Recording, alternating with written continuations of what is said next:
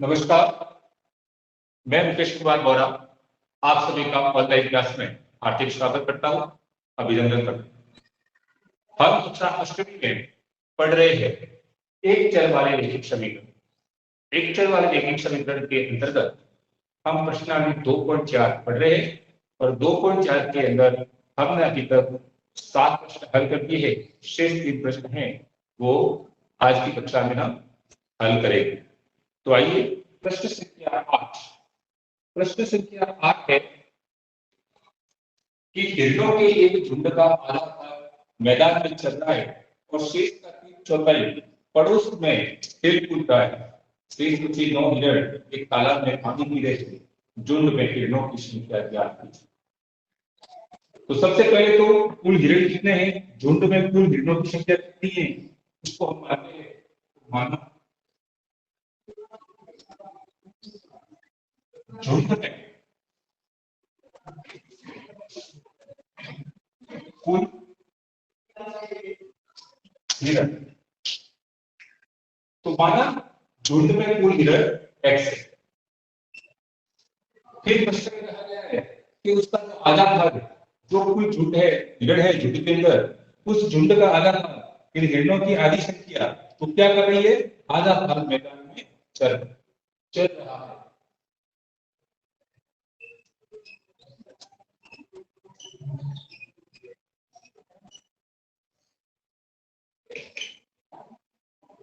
मैदान में चल रहा है कितना भाग, आधा भाग, यानी x का आधा भाग। x का आधा भाग कितना होगा, x बटे 2। x बटे 2 भाग है वो मैदान में चल रहा है। अब शेष कितना बचा,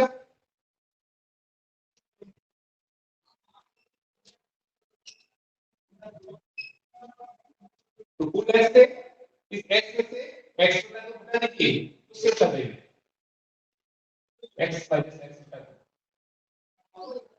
तो लसा कितना आएगा, या कुछ नहीं, इसका मतलब एक लिख सकते हैं। लसा आएगा 2, एक का भाग 2 में देंगे, 2 बार और 2 का गुणा x से करेंगे तो आ जाएगा 2x। 2 का भाग 2 में एक बार और 1 का गुणा x से करेंगे तो आ जाएगा माइनस 2x में से x जाएगा तो पीछे रहेगा x और बटे, तो शेष हिरण बचे x बटा 2। फिर प्रश्न में आगे आगे गया गया कहा है कि शेष का 3/4 पड़ोस में खेल कूद रहा है। पड़ोस में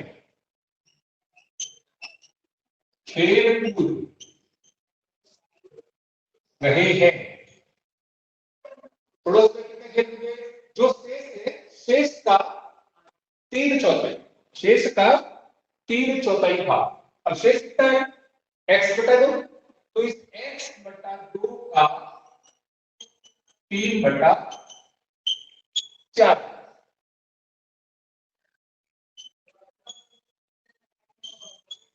यानी x बटा 2 गुणा 3/4।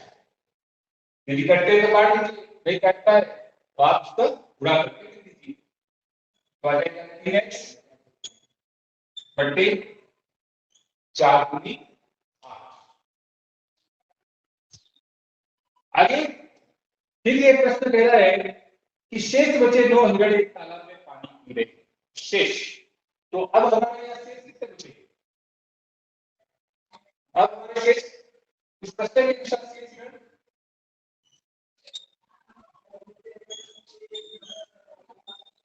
देखो, अभी हमारे शेष हिरण कितने थे, x बटा 2 में से 3x बटा 8 खेल कूद रहे हैं, तो इस x बटे 2 में से 3x बटे 8 बटा दीजिए, x बटा 2 में से x बटा 8 बटा दीजिए, तो x बटा 2 माइनस 3x बटा 8 लसत आएगा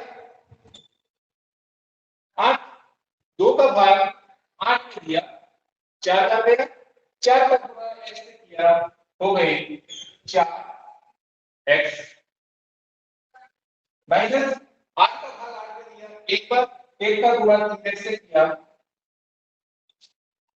3x, 4x माइनस 3x बटे 8, यानी 4 में से 3x पीछे बचा 1s बट्टे 8, शेष हिरण में बचे x बटे 8। और शेष हिरण क्या कर रहे हैं? शेष हिरण इधर 1 बटा 8 है, लेकिन प्रश्न में कहा गया है कि शेष बचे 9 हिरण तालाब से पानी पी रहे हैं।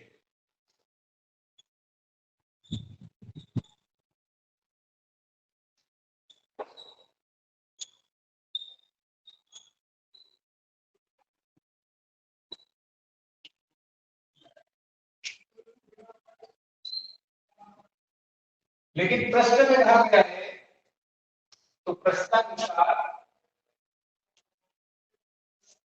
प्रश्न में कहा गया है कि तालाब में पानी की संख्या कितनी है? 9 है।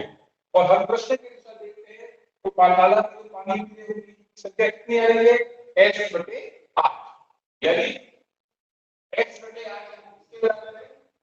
9 के बराबर है। x बटा 8 9 के बराबर होना चाहिए। अब x और 8 के बीच में क्या संबंध है?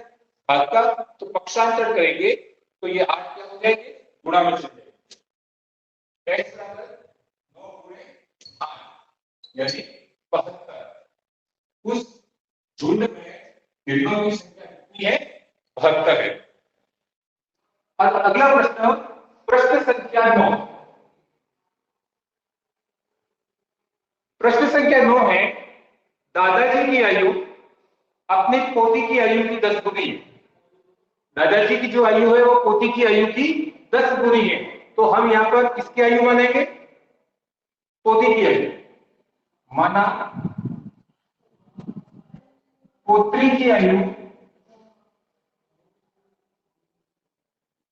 बराबर x। पोती की आयु है वो x है, और दादाजी की जो आयु है वो पोती की आयु की 10 गुनी है। इसलिए दादाजी की आयु क्या हो जाएगी? इस पोती की आयु की 10 गुनी यानी 10x वर्ष। फिर प्रश्न कहता है कि यदि उनकी आयु पोती की आयु से 54 वर्ष अधिक है, प्रश्नानुसार प्रश्न में कहा गया है कि दादाजी की जो आयु है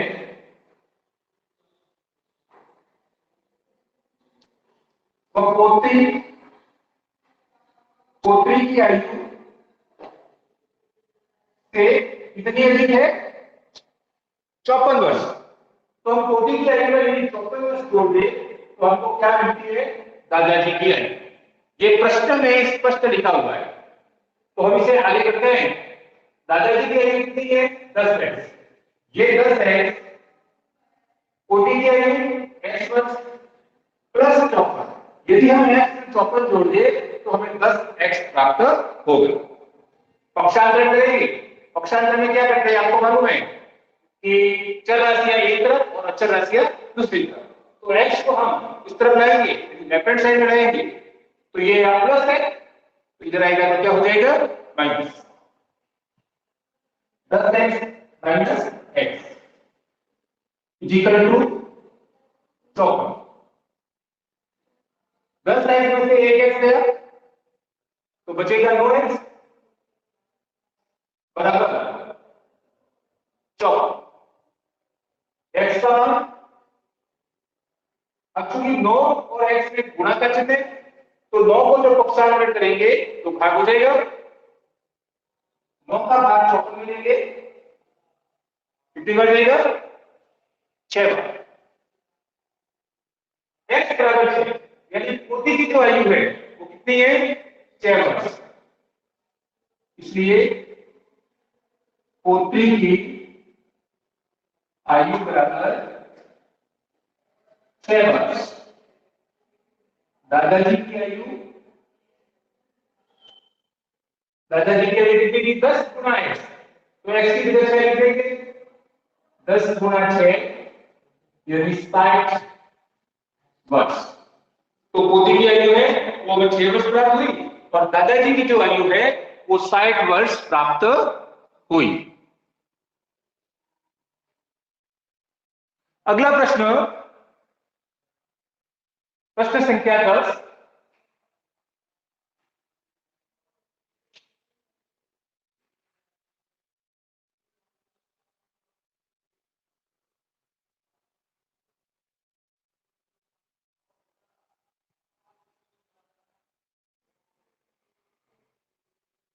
प्रश्न संख्या 10 करते हैं। प्रश्न संख्या 10 के अंतर्गत इस प्रश्नावली का अंतिम प्रश्न है। इसमें कहा गया है कि अमन की आयु उसके पुत्र की आयु की 3 गुनी है। अमन है, उसकी आयु है उसके पुत्र की आयु की 3 गुनी। तो हमेशा जिसकी नहीं मालूम है उसकी पता लगाना। अमन की तो हमको पता चल सकती है, यदि पुत्र की पता हो तो हम यहाँ पुत्र की आयु को मानेंगे। माना पुत्र की आयु बराबर x वर्ष। तो अमन की आयु कितनी हो जाएगी?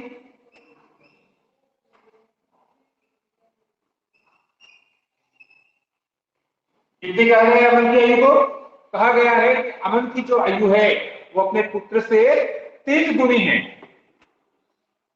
तो अमन की आयु है वो हो जाएगी 3 गुना x, यानी 3x वर्ष। 10 वर्ष बाद 10 वर्ष बाद सॉरी 10 वर्ष पहले 10 वर्ष पहले कहा गया है। तो 10 वर्ष पहले पुत्र की आयु कितनी रही होगी?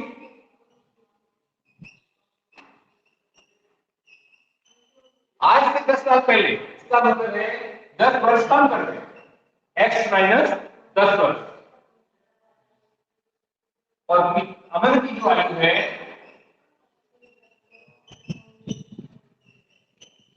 वह चूंकि आज 3x है तो 10 वर्ष कम कर दिए, 3x माइनस 10 वर्ष। पहले गए तो माइनस करना है, बाद में गए तो प्लस करना है।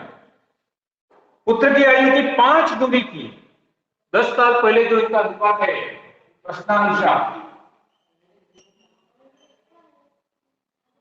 अमन की आयु 3x माइनस 10। अमन की आयु कितनी थी? तो उसके जो पुत्र की आयु थी,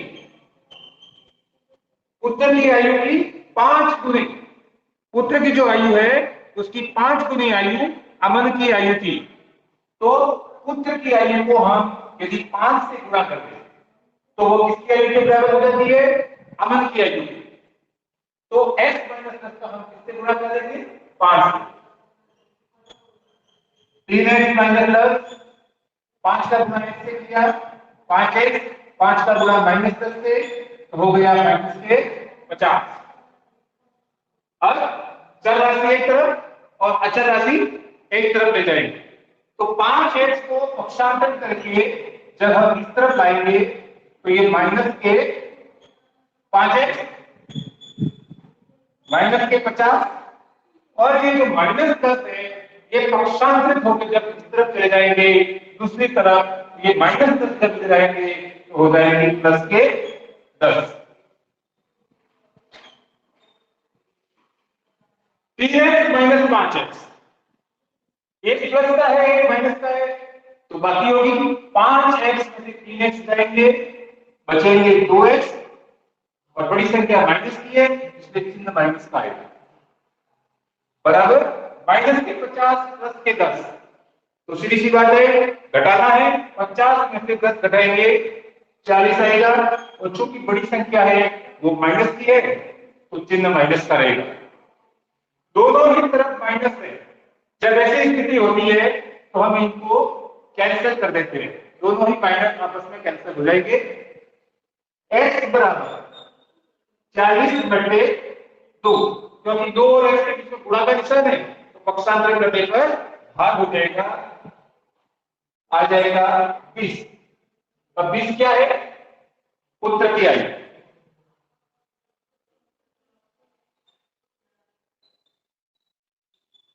पुत्र की आयु बराबर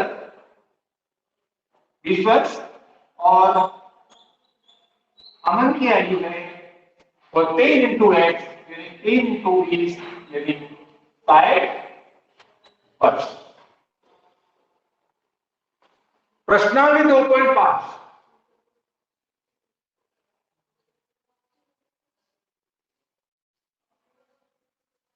इसके अंतर्गत रैखिक समीकरणों को हल कीजिए।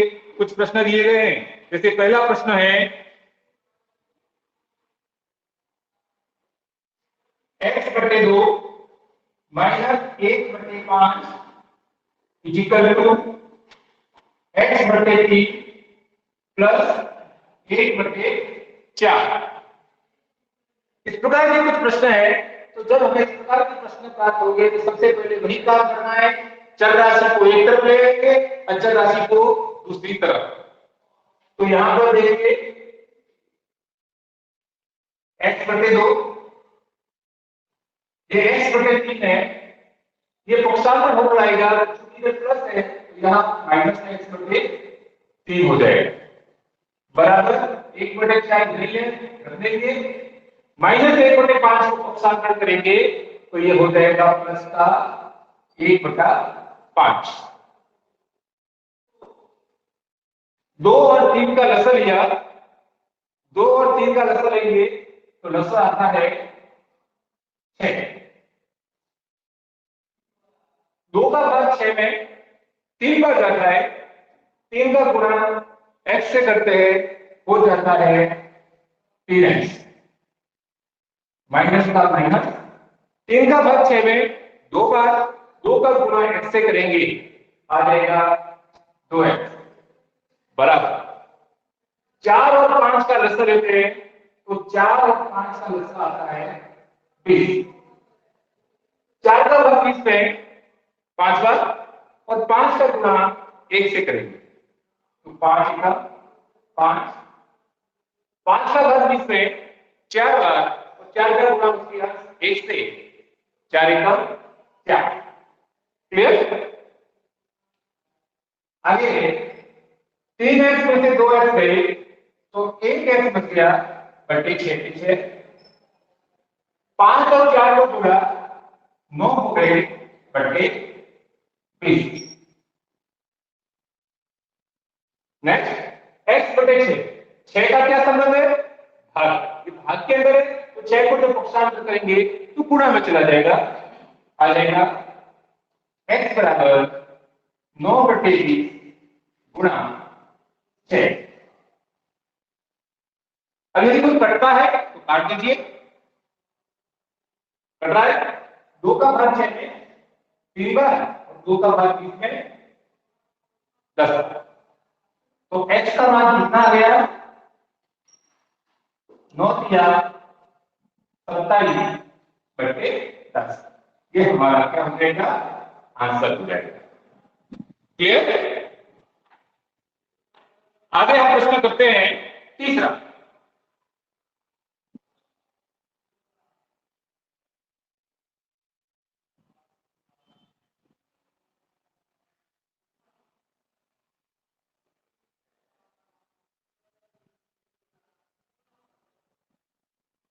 प्रश्न संख्या 3,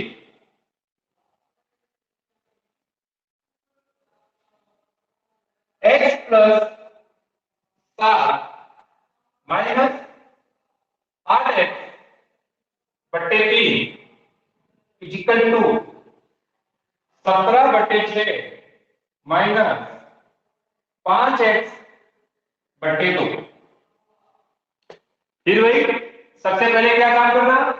तो सबसे पहले चर राशियों को एक तरफ और अचर राशियों को दूसरी तरफ ले जाना। चर राशि एक और अचर राशि दूसरी ओर। तो यहां पर चर राशियां x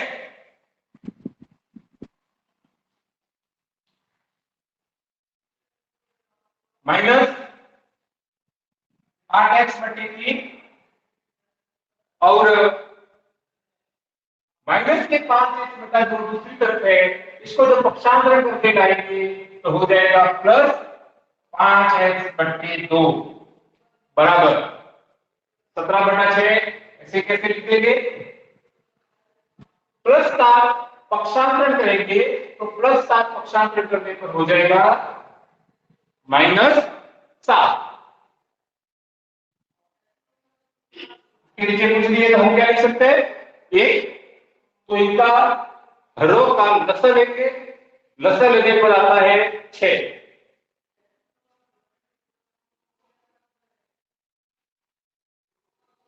एक का भाग 6 में 6 बार, 6 का गुणा x से कराएंगे, आ जाएगा 6x माइनस 3 का भाग 6 में 2 बार और 2 का गुणा कराएंगे 8x से, तो 2 और 8 का गुणा कराएंगे हो जाएगा 16x।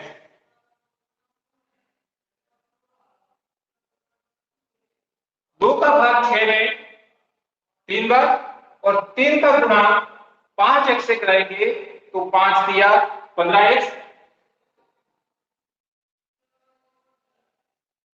यहां पर भी कोई नहीं है तो हम 1 लिख सकते हैं, इनका भी लसा लेंगे 6 आया, 6 का भाग 6 में 1 बार, 1 का गुणा अंश 17 से कराएंगे तो 17 एकम 17 माइनस 1 का भाग 6 में 6 बार, 6 का गुणा 7 से कराएंगे तो 6 सत्ते 42।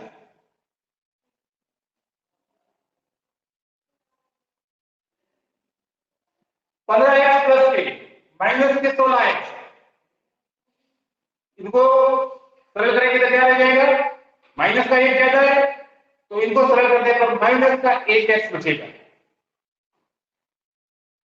6x माइनस का 1x, तो 6x में से 1x घटेगा, बच जाएगा 5x बटे 6 बराबर 17 माइनस 42 प्लस और ये माइनस, तो घटाने की क्रिया करनी है। 42 में से 17 घटाइए, चूंकि 42 है वो ऋणात्मक है, माइनस में है तो हमारा आंसर भी ऋणात्मक, इसलिए हमने माइनस लगा दिया। 12 में से 7 गए 5 और घटाएंगे तो क्या लेगा 2 बटे 6। अब देखिए 5x बटे 6, तो सबसे पहले 6 जो है वो भाग में है तो इसको उधर भेजेंगे तो क्या हो जाएगा गुणा,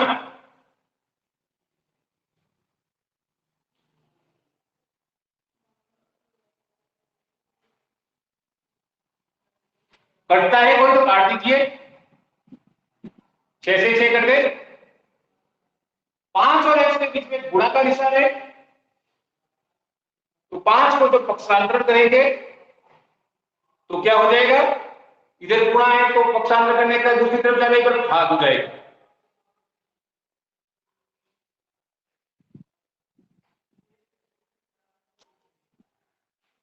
तो माइनस 25 बटे 5 हो गया, 5 का भाग 25 में दिया, कितनी बार जाएगा 5 बार, आ गया माइनस के 5।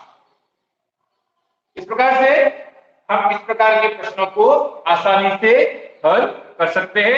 एक प्रश्न और करते हैं, प्रश्न संख्या 5।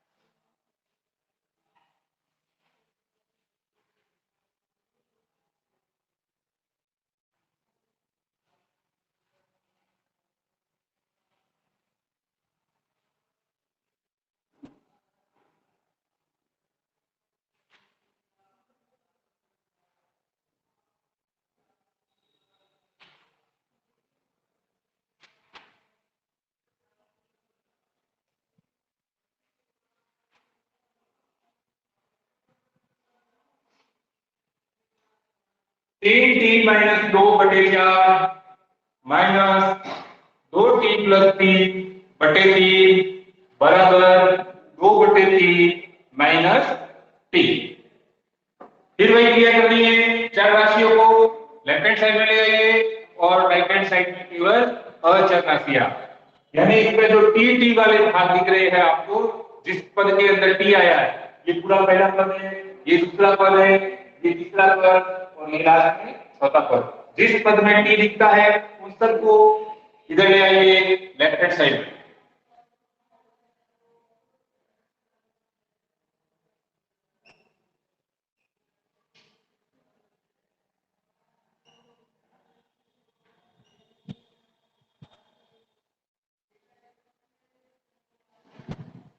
अब ये माइनस टी, इसको जब हम पक्षांतरण करके इधर ले आएंगे तो क्या हो जाएगा, प्लस टी।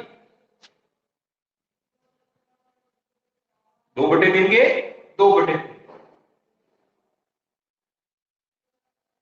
अब टी के नीचे कुछ नहीं है तो हम इसको बटा ये लिख सकते हैं। 4 3 1, इनका लसा लेंगे तो क्या आएगा, 12।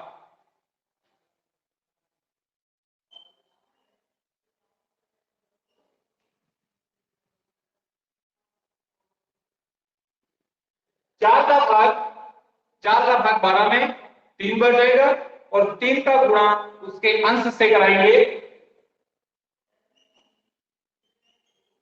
तो हो जाएगा 3 गुणा 3 टी माइनस 2। 3 टी माइनस 2 को कोष्टक के अंदर बंद करेंगे क्योंकि दोनों से गुणा कराना है, तो इस पूरे से गुणा कराना है, इसलिए 3 गुणा कोष्टक के अंदर 3 टी माइनस 2। माइनस का माइनस लिख दिया। 3 का भाग 12 में 4 बार, 4 का गुणा अंश 2t प्लस 3 से करा, 4 बार भाग गया, 4 गुणा 2t प्लस 3।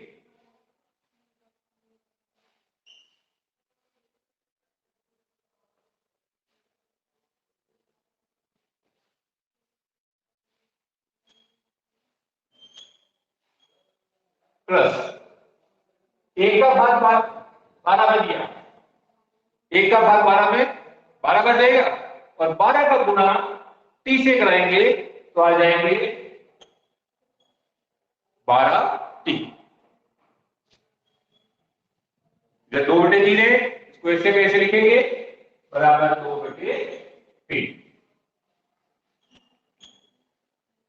अब गुणा कराएंगे, 3 का इससे भी गुणा कराएंगे और 3 का गुणा इससे भी कराएंगे।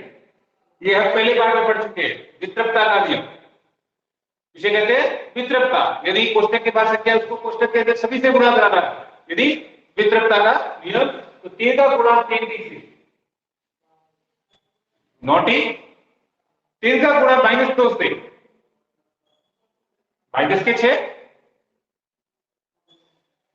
4 का गुणा 2t से 8t, माइनस 4 का गुणा प्लस 3 से, क्योंकि 1 माइनस 1 प्लस 1 गुणा कराने पर माइनस आएगा, 4 दिया 12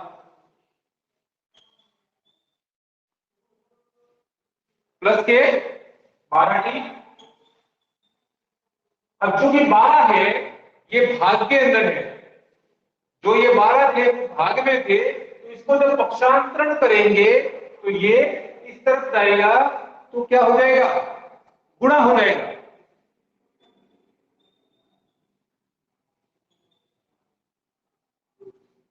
कटते हैं तो काट दीजिए। 3 का भाग 12 में 4 बार, 3 चौके बार। अब चर राशियों को इधर रखिए, बाकी जो चर राशियां हैं उनको दूसरी तरफ ले जाइए।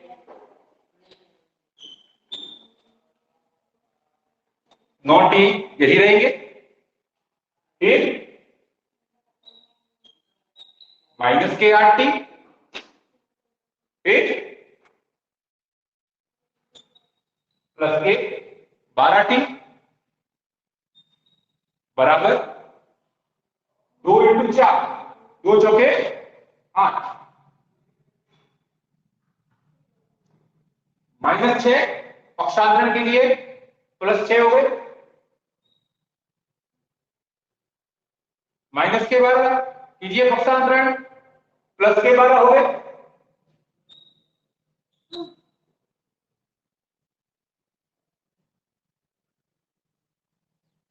नौ t माइनस 8t, 9 में से 8 चले गए तो 8t बचा, 8t प्लस 12t कुल मिला के हो गए 13t।